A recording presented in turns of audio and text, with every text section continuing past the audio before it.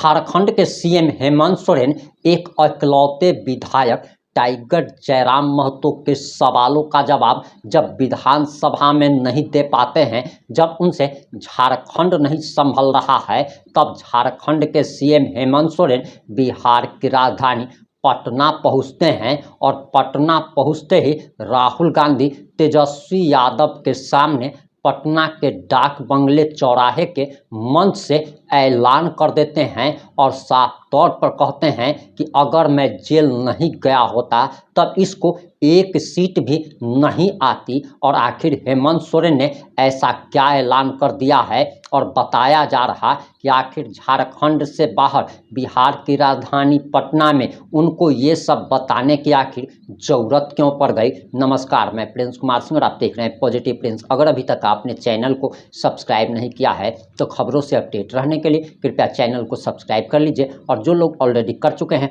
तमाम लोग को हृदय धन्यवाद। अब वापस आते हैं अपनी खबर पर और जरा आप ये वीडियो देखिए। पूरा यूपीए गठबंधन के लोग यहाँ मौजूद हैं।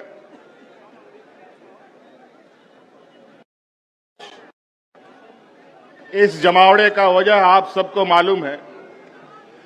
मैं इस पर विस्तृत रूप में नहीं जाना चाहूंगा, माननीय सभी वक्ताओं ने इस बात को रखा है। बस हम आप लोगों से ये अपील करने आए हैं कि ये जो वोट है, ये वोट किसी पार्टी का नहीं है, ये वोट देश का वोट है और इस वोट के माध्यम से देश, संविधान बचता है, टूटता है। आज दुर्भाग्य से 2014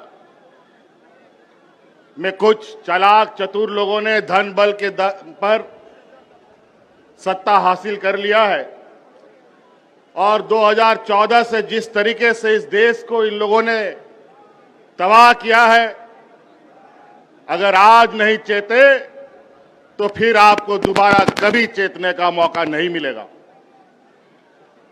चाहे वो नोटबंदी की बात हो, चाहे कोरोना काल की बात हो, चाहे अलग प्राकृतिक आपदा की बात हो, मुझे लगता है ये भारत देश आजादी के बाद जितने लोग इस भारतवर्ष में नहीं मरे, ये 2014 से लेके अब तक 13 सालों में उससे कई गुना ज्यादा लोग मारे जा चुके हैं। चाहे वो किसान हो, चाहे मजदूर हो, आदिवासी, दलित, पिछड़ा का तो बात ही कहना क्या। ये तो युगों युगों से इनके ऊपर शोषण होते आया है। जब जब हम लोगों ने एकजुट होकर लड़ाई लड़ी है, हमने विजय पाई है। आज फूट डालो और राजनीति करो के रणनीति के आधार पर मौजूदा एनडीए सरकार देश में और विभिन्न राज्यों में काबिज है और धन बल के दम पर, ईडी, सीबीआई, इनकम टैक्स के दम पर लोगों को, जनप्रतिनिधियों को डराने धमकाने का काम कर रहा है। इसीलिए साथियों, आज इस वोट चोरी की बात हो रही है, ये चोरी आज से नहीं चल रही है। बड़े भाई राहुल गांधी जी ने तो बहुत पहले से इस पर नजर गाड़ रखे थे, लेकिन अंतोगत्वा वो वोट चोरी करने वाला समूह आखिरकार पकड़ा जा चुका है और आज वो लोग आपके सामने उनका पर्दाफाश किया जा रहा है। इस वजह से अब आप सब लोगों को, विशेषकर इस राज्य के, इस देश के आदिवासी, दलित, पिछड़ा, गरीब, किसान, मजदूरों के लिए ये चुनाव सिर्फ चुनाव मात्र नहीं है। ये चुनाव सिर्फ बिहार नहीं, पूरा देश बचाने का संकल्प का चुनाव होगा। इस वजह से साथियों, आप सब लोग, आज चूंकि हम लोग विपक्ष की तरफ से लगातार इन षड्यंत्रकारियों के खिलाफ आवाज बुलंद कर रहे हैं, तरह तरह तरीके से वो अपना हथकंडा अपनाते हैं। मुझे भी कई दिनों तक जेल में डाल दिया। लोकसभा हमें जेल से ही अंदर रह के लड़ना पड़ा, नहीं तो आज झारखंड में जिस तरीके से हम लोगों ने पूर्ण बहुमत की सरकार बनाई, लोकसभा में भी उनका खाता नहीं खोलने देते।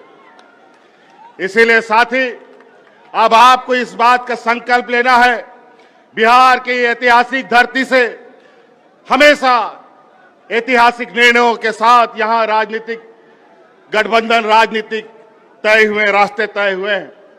इसीलिए आप सब लोगों से ये आग्रह है, जिस तरीके से इन लोगों ने यहां पर वोटर रिवीजन का काम किया, हमें पता है स्पेशल वोटर रिवीजन होता है, इंसेंटिव वोटर रिवीजन होता है, लेकिन इंसेंटिव और स्पेशल वोटर रिवीजन कहां से होने लग गया?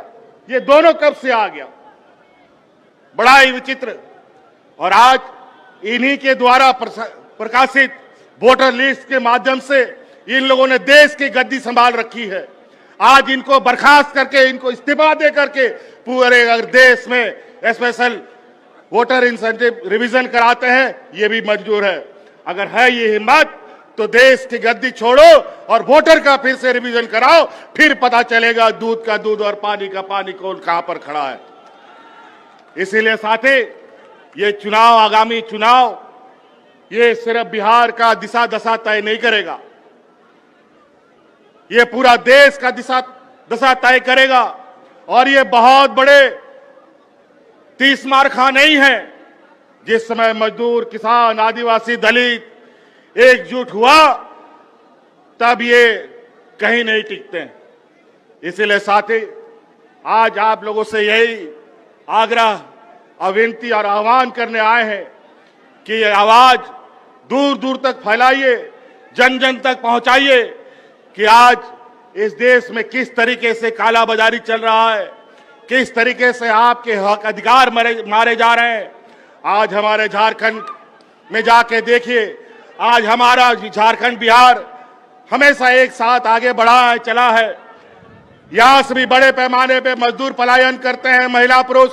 हमारे झारखंड में भी बड़े पैमाने पे महिला पुरुष पलायन करते थे मजदूरी करने के लिए। आज हमने अपनी सरकार में झारखंड की आधी आबादी को पलायन से रोक रखा है। आज उनको हाथ में ताकत दी है, आर्थिक मदद दी है, और आज आने वाला समय में पुरुष का भी राज्य से प्रवासी मजदूर बनने का भी हम रास्ता रोकेंगे। और आज इसी प्रकार यहां पर आप इंडिया गठबंधन के साथ खड़ा होइए, लोगों को खड़ा कीजिए, और निश्चित रूप से आज हम कहते नहीं, बल्कि करके दिखाने वाले लोगों में से हैं। ये लोग झूठे जुमले दे करके वोट चुराते हैं, धन बल के दम पर नेता खरीदते हैं, मंत्री, मुख्यमंत्री खरीदते हैं। ये जमात न बिकने वाला है, न डरने वाला है, न डिगने वाला है। इसलिए साथी, आप लोगों से यह आग्रह है, इस चिलचिलाती धूप में आप लोगों ने अपार समर्थन दिया है। आज इस उम्र के पड़ाव में भी आदरणीय खड़गे जी आज इस हम लोग का नेतृत्व कर रहे हैं।